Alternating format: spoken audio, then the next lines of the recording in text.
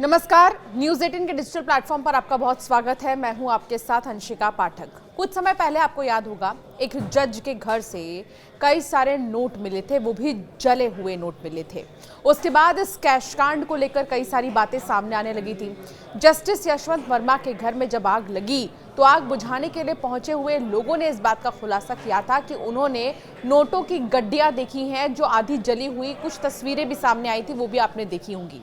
लेकिन कैश कांड में घिरे जस्टिस यशवंत वर्मा से जुड़े मामले पर सुनवाई से मुख्य न्यायाधीश बी.आर. गवई ने खुद को अलग कर लिया है।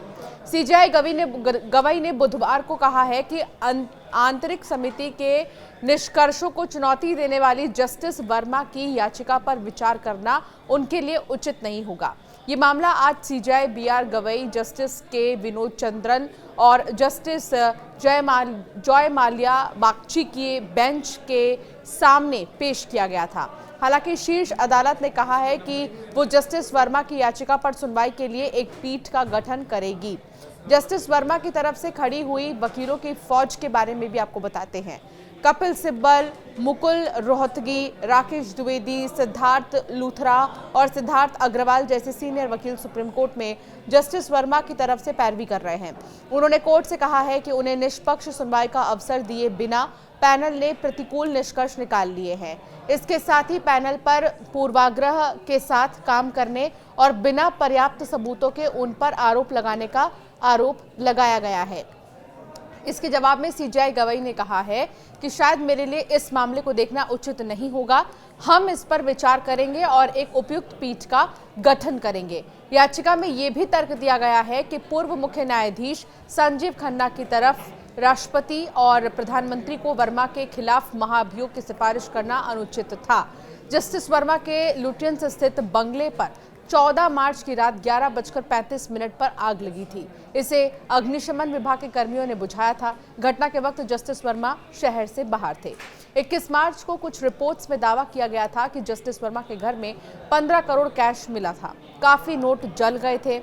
22 मार्च को सीजेआई संजीव खन्ना ने जस्टिस वर्मा पर लगे आरोपों की इंटरनल जांच के लिए 3 सदस्यीय कमेटी बनाई।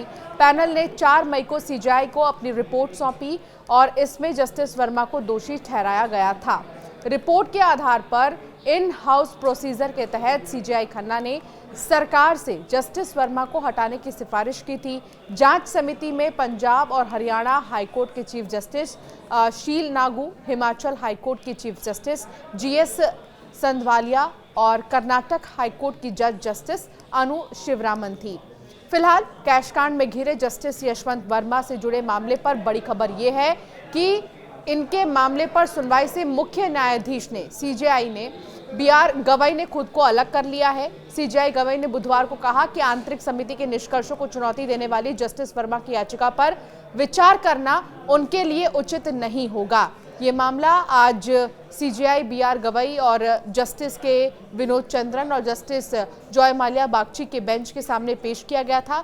हालांकि शीर्ष अदालत ने कहा है कि वो जस्टिस वर्मा की याचिका पर सुनवाई के लिए एक पीठ का गठन करेगी, यानी कि तैयार है। अब ये देखना होगा कि इस जांच में, इस सुनवाई में, इस पूरे मामले में और क्या कुछ बातें सामने आती हैं।